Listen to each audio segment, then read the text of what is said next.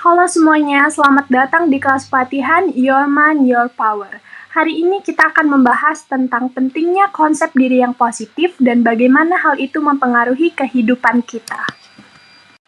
Banyak dari kita, remaja, mahasiswa, bahkan usia 25 tahun ke atas masih kesulitan dan bingung dalam membentuk konsep diri yang positif.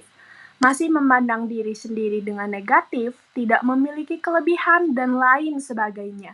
Nah, dalam kelas pelatihan ini kita akan belajar untuk membangun self-konsep yang positif. Selanjutnya terdapat aspek konsep diri, yaitu menurut Samuelson, Hockner, dan Stanton pada tahun 1976 yang dibagi menjadi 4 bagian.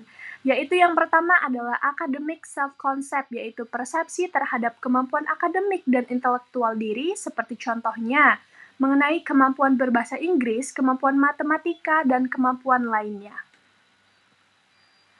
Lalu yang kedua, terdapat social self-concept, yaitu pandangan tentang kemampuan berinteraksi dan diterima secara sosial. Yang ketiga, terdapat emotional self-concept, yaitu pemahaman tentang kemampuan mengelola dan mengekspresikan emosi yang kita miliki.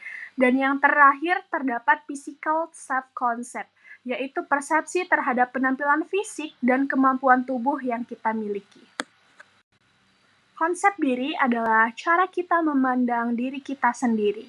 Ini mencakup perasaan, pandangan, dan keyakinan tentang siapa kita.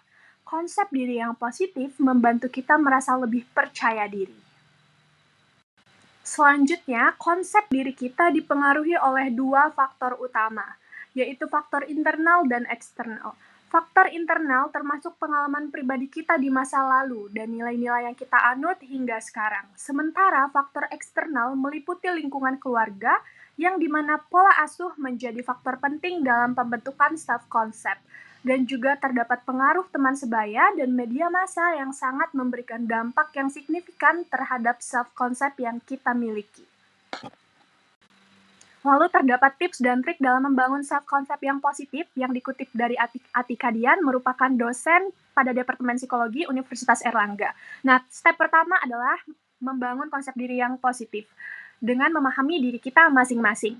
Dan setelah memahami kelebihan dan kekurangan yang kita miliki, kita dapat menetapkan tujuan yang sekiranya dapat kita realisasikan. Nah, setelah itu, setiap kali tujuan kita berhasil, kita dapat memberikan apresiasi kecil kepada diri kita sendiri, berupa contohnya minuman favorit, dan setelah itu kita dapat melakukan step memperbaiki kesalahan yang sudah kita lakukan, yang itu bukan hal mudah bagi semua orang.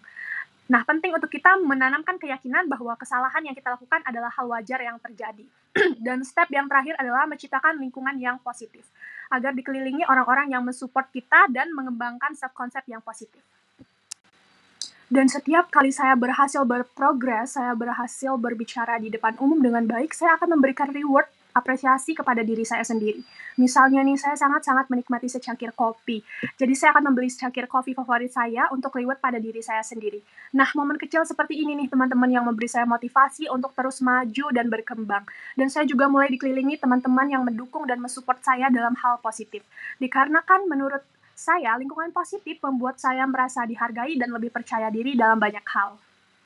Nah, selanjutnya kita akan membahas hasil penelitian yang ditemukan oleh Thanosha, yang menemukan bahwa konsep diri dan optimisme mahasiswa dalam proses penulisan skripsi terdapat hubungan yang signifikan antara konsep diri tersebut dengan optimisme mahasiswa. Nah, mahasiswa yang memiliki konsep diri yang positif dan optimisme tinggi cenderung lebih mampu mengatasi kendala selama penulisan skripsi. Dan mahasiswa yang memiliki konsep diri negatif merasa kesulitan selama proses penulisan skripsi.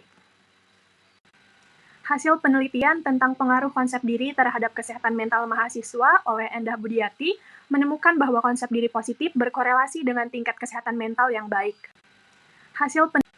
Konsep diri yang negatif menjadi faktor risiko masalah kesehatan mental pada mahasiswa. Lingkungan akademis, dukungan sosial, dan pencapaian akademik berperan besar dalam membentuk konsep diri pada mahasiswa.